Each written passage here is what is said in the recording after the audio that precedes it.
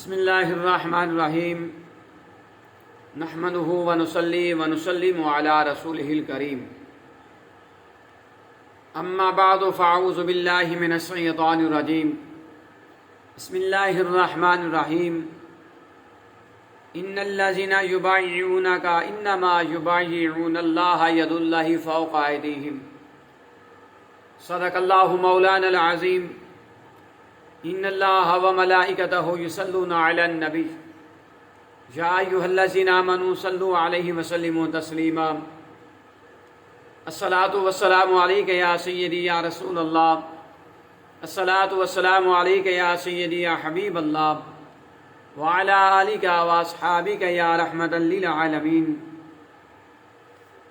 حضرات گرامی، جو آیہ مبارکہ تلاوت فرمائی ہے، اس میں اللہ تبارک و تعالیٰ نے بیعت رضوان کا تذکرہ فرمایا ہے۔ چنانچہ اللہ تبارک و تعالیٰ جل جلالہ ومن والہ وعظم برہانہ نے ارشاد فرمایا، ان الذین یبایعونک انما یبایعون اللہ ید اللہ فوق ایدیہم، بے شک جو تمہاری بیعت کرتے ہیں اللہ کا ہاتھ ان کے ہاتھوں پر ہے۔ شان نزول اس کا جو آیت مبارکہ تلاوت فرمائی، حضور پر نور شافی یوم نشور امام الانبیاء شاہ ہر دو سرا صلی اللہ تعالی علیہ وآلہ وسلم صحابہ کرام علیہم رضوان کے ساتھ عمرہ کے ارادے سے مکہ معظمہ کی طرف روانہ ہوئے۔ جب آپ صحابہ کرام کے ہمراہ مقام حدیبیہ پر پہنچے تو حضور صلی اللہ تعالی علیہ وآلہ وسلم نے حضرت سیدنا عثمان غنی رضی اللہ تعالیٰ عنہ کو قریش مکہ کی طرف مکہ معظمہ میں پیغام دے کر بھیجا کہ انہیں جا کر کہہ دیں ہم لڑنے یا جنگ کرنے کے لیے نہیں آئے، بلکہ ہم تو صرف اللہ کے گھر کی زیارت اور طواف کے ارادہ سے آئے ہیں۔ چنانچہ حضرت سیدنا عثمان غنی رضی اللہ تعالیٰ عنہ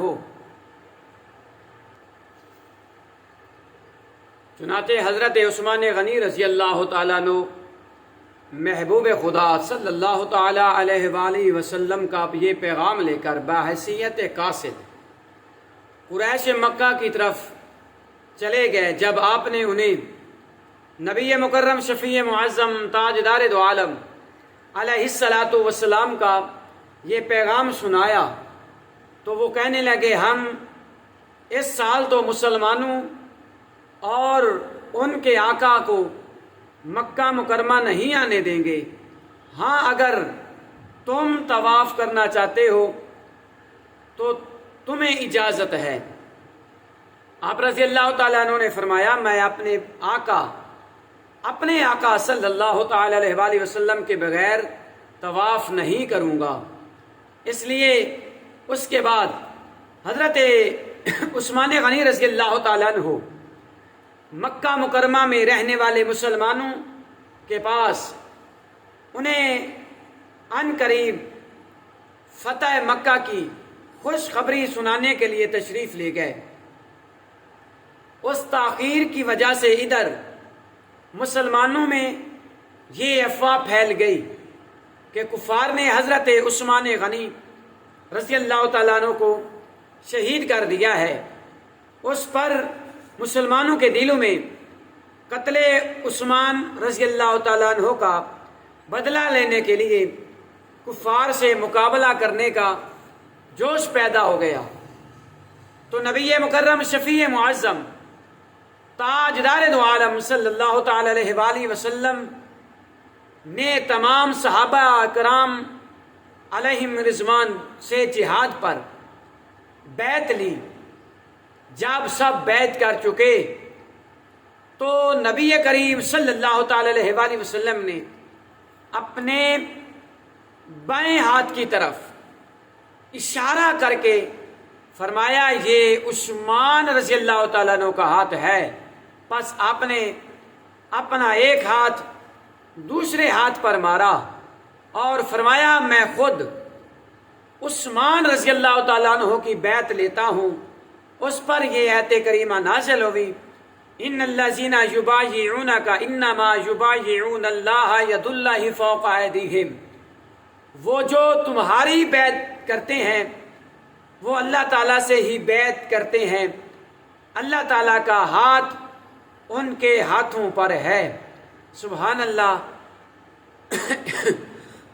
اس سے بڑھ کر حضرت عثمان غنی رضی اللہ تعالیٰ عنہ کی عظمت و شان اور کیا ہو سکتی ہے کہ ان کے ہاتھ کو حضور صلی اللہ تعالیٰ علیہ وآلہ وسلم نے اپنا ہاتھ کہا، اور حضور صلی اللہ علیہ وآلہ وسلم کا ہاتھ اللہ تبارک و تعالیٰ کا ہاتھ ہے.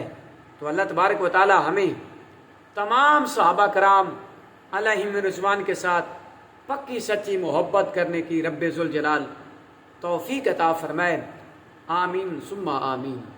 اور اللہ تبارک و تعالیٰ ہمیں صحابہ کرام علیہم رضوان اور اہل بیت اطہار کی پکی سچی محبت و غلامی نصیب فرمائے.